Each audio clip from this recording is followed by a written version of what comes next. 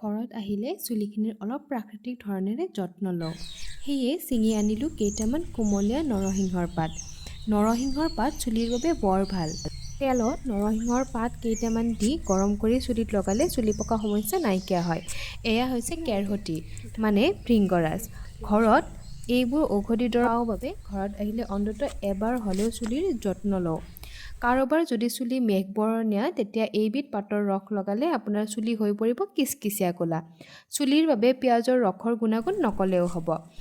চুলিৰ বাবে পিঁয়াজৰ ৰস এক বৰদান। সেইকাৰণে জেতুকা পাতখিনিৰ লগতে ভৃংগৰাজ, পিঁয়াজৰ ৰস আৰু তাত দি দিলোঁ কেইটামান নৰসিংহৰ পাত। এই গোটেইকেইবিধ চুলিৰ কাৰণে এক বন ঔষধ, যিয়ে আপোনাৰ চুলি সবল কৰিব। নৰসিংহৰ পাত লগতে ল'লোঁ চাহপাতৰ ৰস, যিয়ে চুলিলৈ লৈ আনিব এটা ধুনীয়া ৰং।